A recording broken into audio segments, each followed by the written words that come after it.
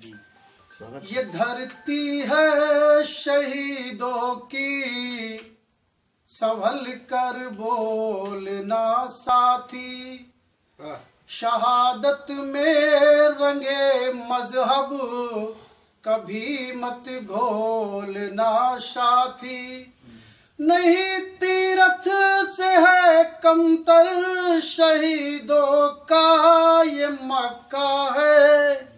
मनन पश्चात ही अपने लबों को खोल ना साथी। मनन पश्चात, अभी जैसे कि कहा कि देखिए, बलिदान का मतलब ये नहीं हो सकता कि हम शोक ही मनाएं।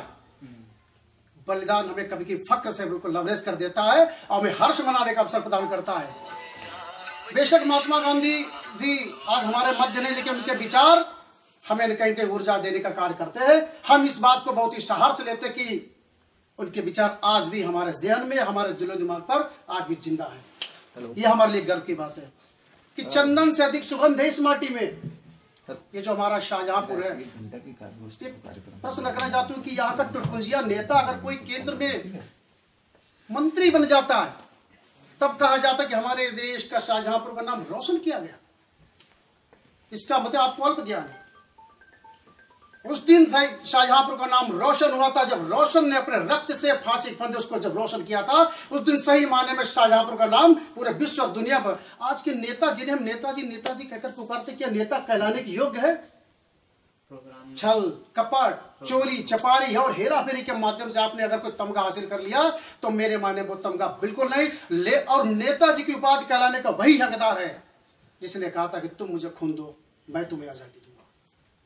तब कहता हूं कि नवरस के कभी हमारे साथ उपस्थित कि माना कि श्रृंगार तन को सजाता है, करुण आंखों से आंसू बहाता है और हाथ से मिटा देता है मस्तक की सलवटे, किंतु ओज मन को झकझोर जाता है। किंतु ओज मन को झकझोर जाता है। और यह भी जो हमारे जिस प्रकार से किसानों को बदनाम करके एक विशेष प्रकार का प्रोपेगेंडा तैयार किया जाता है और किसानों के नाम से वाहवाही लूटी जाती है, ये तो मेरा मानना है कि कहीं न कहीं चिंगारी थी तभी तो धुआं निकला है।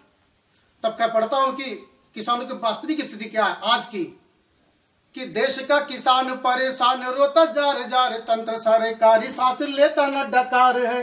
अन्न उपजाने वाला हिंद का हितैषी बंधु, भ्रष्टाचार बेबसी के हाथों का शिकार है। और शासन की नीतियों की भेंट चढ़ा अन्नदाता, अरे दुविधा में फंसा हुआ आज पालनहार है। अब खाद पानी बीज दवा माफिया डकार रहे, खेत की मुंडेर बैठे रोता जमींदार। खेत की मुंडेर बैठे रोता जमींदार है। अब देश के दुआरे कई आंधियां है आन खड़ी, किंतु कर्णधारों को दिखाई नहीं देता है। कभी अपने गिरेबान में झांक कर देखना चाहिए हम किसका साथ दे रहे हैं। याद करो वायुद्ध, जब आज के हमारे सुप्रीम आका ने भारत के खिलाफ विभिन्न सेनाओं को भेजने का प्रस्ताव भेजा था, तब हमारा अभिन्न मित्र जिसने अपनी पनडुब्बी भेजी थी कि अगर भारत की तरफ आग उठाने की कोशिश की तो रास्ते में हम आपका वेलकम करेंगे, आज उसका साथ देने की तैयारी कर रही है सरकार। तब कहता हूं कि देश के दुआरे कई आंधियां हैं आन खड़ी, किंतु कर्णधारों को दिखाई नहीं देता है। और हथ प्रभु देशवासी देख के निराले ढंग आंकड़ों का खेल ये सुहाई नहीं देता है। और ढुल मिल नीतियां ही देश को है खाए जाती, और सत्ता के जियालों को सुझाई नहीं देता है। अब आए दिन देश में मचता बवाल है, कहता मैं बार बस सुझाई नहीं देता है। और आज की नीतियों को कैसी आवश्यकता, मैं ये बात कहना चाहता हूं कि सुगंध राष्ट्र प्रेम की लुटाया करते तो जो वही इस देश को प्रसून फिर चाहिए। कि सुगंध राष्ट्र प्रेम की लुटाया करते तो जो वही इस देश को प्रसून फिर चाहिए। अब मोड़ दे बयार जो मचाती है तबाही, नित बाजुओं में जोश व जुनून फिर चाहिए। अब दिखलाता शत्रु दल आंख बार बार हमें, और नोचने को चचुना खून फिर चाहिए। अब मांगती है भारती पसारे हाथ लाडलों से, मेरे बा के वीरों मुझे खून फिर चाहिए मेरे बा। और अपना पड़ोसी चीन, मैं कहना चाहता हूं कि तुम हमसे सैन्य साझ में 21 हो, जनसंख्या में हमसे 21 हो, आप हर बात हमसे 21 फिर हमसे क्यों पाले हो। मानता हूं कि युद्ध किसी भी समस्या का समाधान नहीं हो सकता है, लेकिन परिस्थिति विशेष में युद्ध अनिवार्य भी हो जाता। तब कहते हो कि आखिर हमसे क्यों पालते हो? आप लोग विचार कर देखना, अगर मैंने सही से न्याय किया पंक्तियों के साथ, क्योंकि आप हमसे सैन्य अनुसार 21 उसमें कोई शक नहीं। रक्षा बजट हमसे 3 गुना आपका है। आप सैन्य साज के लेकर क्षेत्रफल में और हमसे जनसंख्या में भी 21 हो, हमसे क्यों ईर्ष्या पाले? आखिर मैंने मनन किया कि वो हमसे क्यों चिढ़ता है। और लगे आपकी बात बिल्कुल सही है कि अपना पड़ोसी चीन नाम चीन होने है। जो इज्जत हमारे पुरखों की, हमारे देश के ऋषि मुनियों ने, हमारे विधाताओं ने पूरे विश्व को मानने के लिए मजबूर किया, शायद उसी के लिए चीन छटपटा रहा कि जितनी इज्जत और जो शाख हमारे देश की है शायद वह उसकी नहीं है। सबसे बड़ी वजह यही मैंने मनन किया कि अपना पड़ोसी चीन नाम चीन होने है तो रोज रोज नए हथकंडे अपनाता है।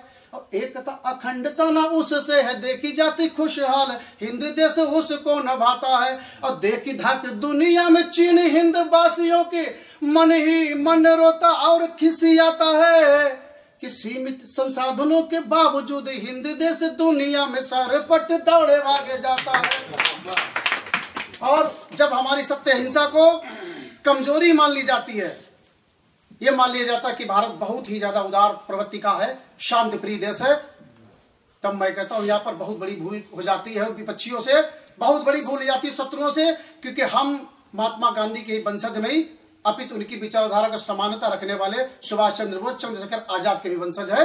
हम उन्हीं के पल्ले बड़े और उनकी नीतियों में विचार विश्वास रखते। तब कहता हूं कि चीन की ये ड्रामेबाजी रास नहीं आती, अब ही से एक बार ललकारना जरूरी है। और आए दिन हमलों से देश हो गया है तंग, मात महाकाली को पुकारना जरूरी है। अब 62 की जीत की खुमारी में है डूबा हुआ, और इसका खुमार भी उतारना जरूरी है। अब भारतीय की आन बान शान है तो बंदूबर दुष्ट पाक पिट्ठुओं को मारना जरूरी है।